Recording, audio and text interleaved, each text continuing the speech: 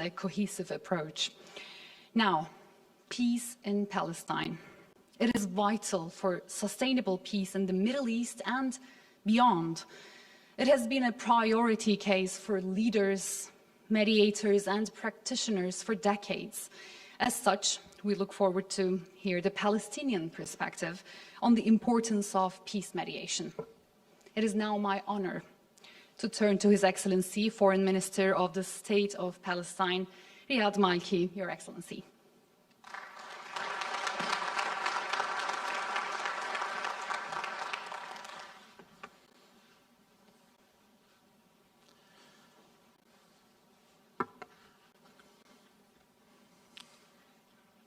Excellencies, colleagues and friends, I am honored to share the panel today with dear friends of the Palestinian people, Minister Maulud Shawish Oglo, Minister Sheikh Dr. Ahmad Nasser Al-Muhammad Al-Ahmad Al-Jaber, to discuss with other international officials the central topic of peace mediation and recording diplomacy. Allow me to begin by thanking our generous host, the Republic of Turkey, and to commend the Turkish government on its leading role in international peace mediation. It is most impressive that for the past 12 years, Turkey has co-chaired 3 distinct groups of friends of mediation at the UN, the OSCE, and the OIC simultaneously. It speaks to Turkey's principled commitment to maintaining international peace and security and to preventing the scourge of war from visiting its devastation on peoples around the world. In this connection, we welcome Turkey's hosting of senior diplomatic talks between the Russian Federation and Ukraine in Antalya, and hope that they will succeed in bringing an end to the raging conflict that has had a devastating humanitarian impact.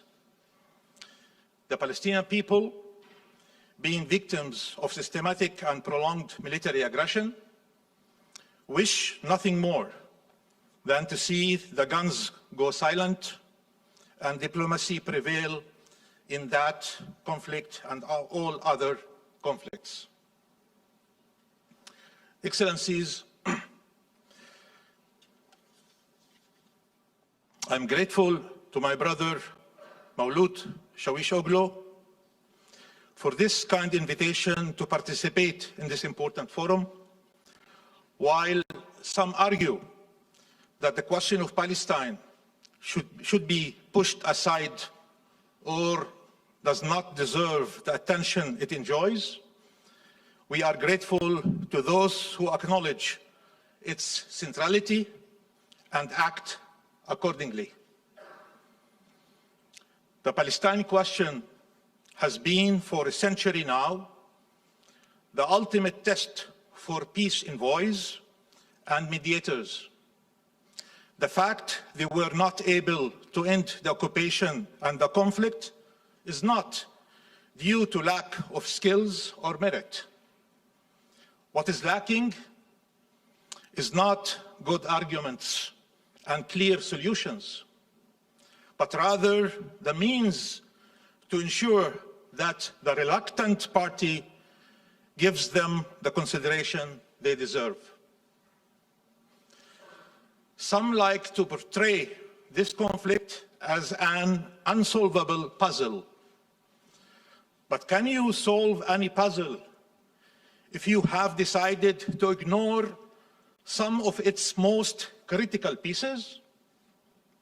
This conflict could be solved tomorrow if the international will prevailed over Israel's colonial whip.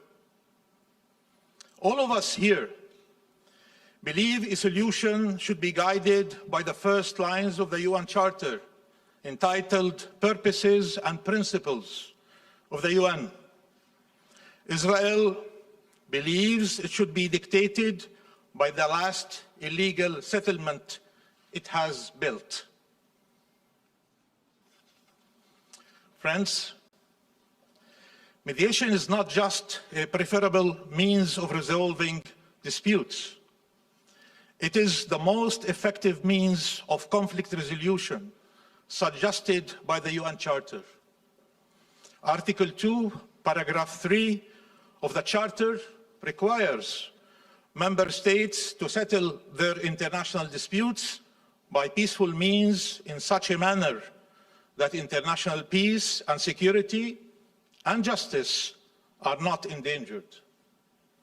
Article 33, paragraph 1, requires member states to seek a solution by peaceful means to any dispute to which they might be party if that dispute is of such a nature that its continuance is likely to endanger the maintenance of international peace and security. And while the peaceful resolution of disputes is a sovereign responsibility, assistance should be offered by relevant actors if those involved lack the effective capacity. More importantly, for mediation to be effective, we need to restore confidence in and efficacy of the law-based international system, particularly the UN.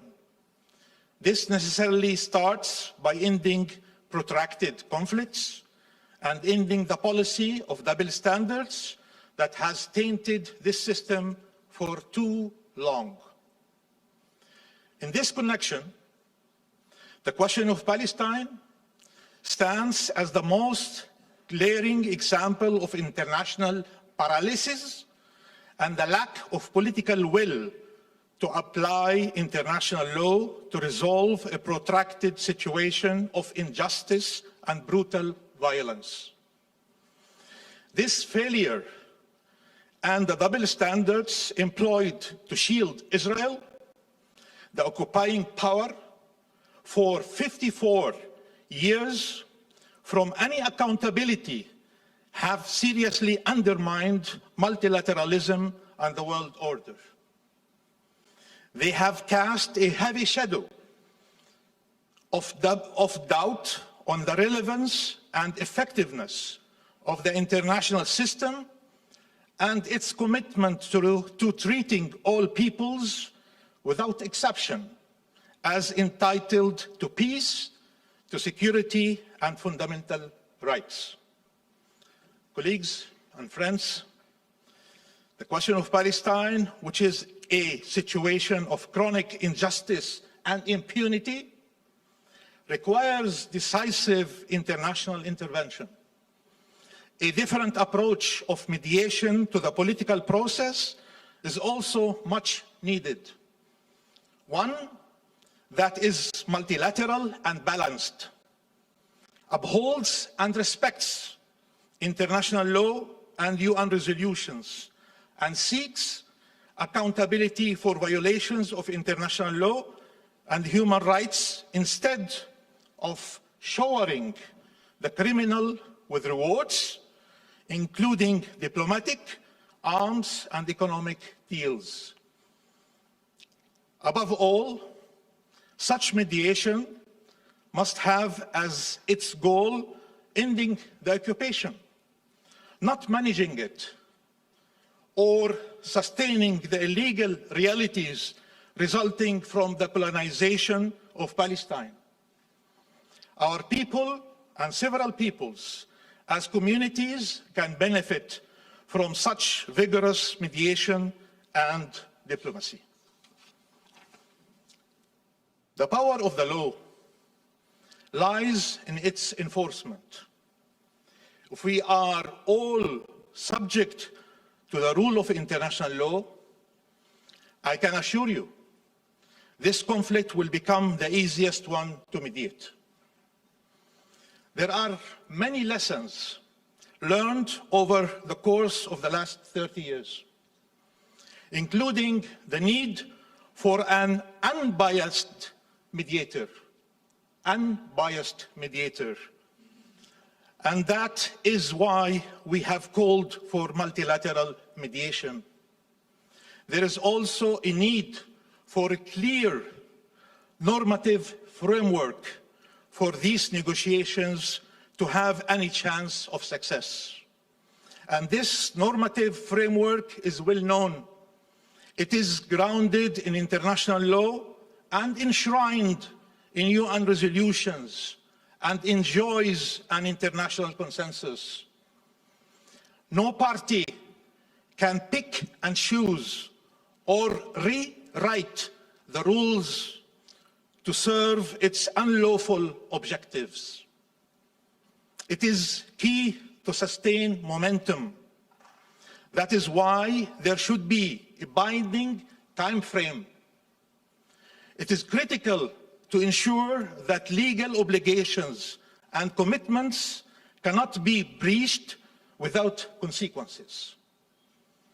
It must be clear that mediation does not aim to manage the conflict, but rather to end it. And that means ending the occupation in all its manifestations. We were told that negotiations are the only acceptable means to end the conflict. What shall we do when Israel rejects openly peace negotiations and a two-state solution? When it shows defiance towards the rule of international law and compliance with settlers' agenda, what should we do? What do we do then? Wait till they change their mind, or actually do something about it before it is too late? In recent days, we have seen every mean we were told could not be activated for over 70 years, deployed in less than 7 days. Amazing. Hypocrisy. What is missing are not the tools, but rather the will to resort to them. We need international action to translate the law into reality on the ground, so it can be a shield protecting our people and the sword against all those who violate the law. Every state could contribute to a package of incentives and disincentives to reward compliance and deter violations, to chart a path towards the freedom of our people and peace for all. We need a common agenda for peace, where collective will and complementary efforts can find avenues to express themselves. And all those who have a say can speak up and act to end the dispossession, displacement, and denial of rights of the Palestinian people, and to achieve just and lasting peace in the Middle East. Palestine is the ultimate test for the rule of international law and the multilateral order. We have heard so many talk about it in recent days. A test the world cannot afford to fail. Thank you very much.